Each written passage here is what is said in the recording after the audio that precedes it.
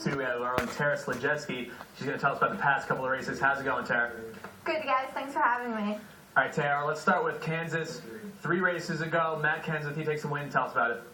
Well, yeah, Matt Kenseth won. It was actually his second win during the chase, and that's pretty incredible considering he's leaving his team at the end of the season. He's switching to go to a new team. Usually when that happens, you'll see a driver not do so at the end of the year because the team knows he's leaving. Why are they going to give him good equipment? Why are they going to help him to win?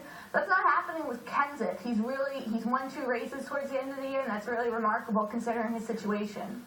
All right, now, first of all, I was not told before the show that we were doing the couch shot, so that's why I'm wearing jeans. You gotta be on your toes, Mr. Deuce. Our producer, Tina, needs to tell us these things before the show. Let's keep it to the show. All right, anyway, let's talk about what happened in the state that wants to secede, Texas. Texas. Well, coming into Texas, Jimmy Johnson had taken over the point lead from Brad Keselowski, who had held it for most of the chase after Johnson won at Martinsville. Johnson won again. He kept the points lead. But the interesting thing at the end of the race at Texas was there were numerous cautions at the end. Some cautions that were questionable. What did NASCAR really have to call them? Keselowski and Johnson were running 1 and 2 in the race, just like they are in the standings. Keselowski raced Johnson a little hard, but most people would agree it wasn't that hard. He didn't wreck Johnson. And Keselowski took some flack for it. A lot of drivers said that Tony Stewart, last year's champion, came out and said Keselowski is a death wish, even though Johnson was fine with how he raced. And considering that and the late race cautions, what would happen the following week at Phoenix became even more interesting. Certainly so. Let's talk about Jeff Gordon and Clint Boyer. I mean, these two dudes have been fueling for the last few weeks. What's going on with that situation, and whose side are you on, Tara? I think I'm on Clint Boyer's side. Honestly, I haven't seen anything that Clint Boyer has done that makes what Jeff Gordon did to him on Sunday make any sense. What happened was Gordon has felt that Boyer has been racing him hard for months, for the whole season. During the race, they were both battling for 6th position on the track. Gordon felt that Boyer caused him to get into the wall. Now, to start, NASCAR should have called a caution. There were about 6 laps to go. NASCAR didn't call the caution. So Gordon gets down to the bottom of the track and waits at the bottom of the track for Boyer to come back around, and Gordon goes up and just totally wrecks Boyer. And what makes this even more interesting is Clint Boyer was running 3rd in the championship standings coming in. Jimmy Johnson wrecked earlier in the race. Jimmy Johnson's now running 32nd. Boyer's running 6th. All of a sudden, if Boyer finishes 6th, he could be 2nd in points, and it could be him and Brad Keselowski battling out going to Homestead. But because of what Gordon did, it takes Boyer out of contention. And of course, that made Boyer's team very angry, so you get down to pit road. Boyer's pit crew goes after Jeff Gordon. This huge brawl ensues. You see the images of Clint Boyer getting out of his car and racing down pit road to try and find Gordon.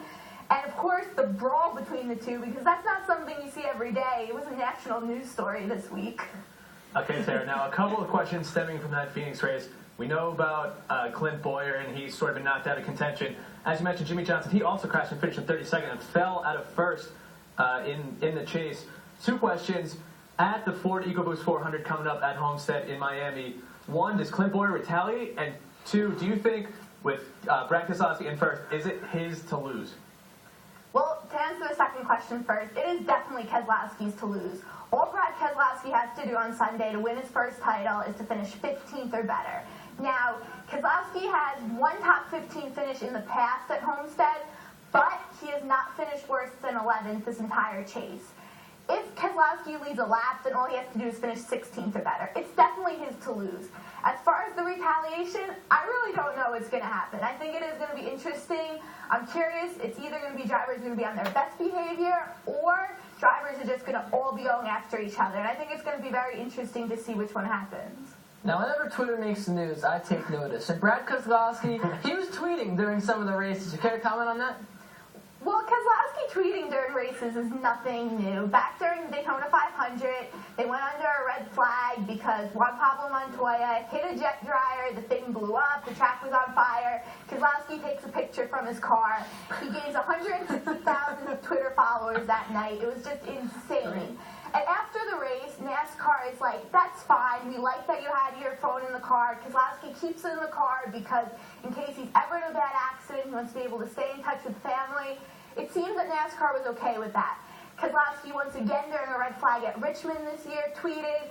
On Sunday, red flag, Keselowski tweeted. Well, NASCAR fines him $25,000. The consensus in the NASCAR world seems to be that it was more for Keselowski went on a bit of a tirade in the media center after the race, and he used some language that isn't probably the best language. So people believe that NASCAR really wanted to fine him more for the language, but they couldn't find an exact rule for it. But they did have a rule against having a phone in the car, so they went after him for that.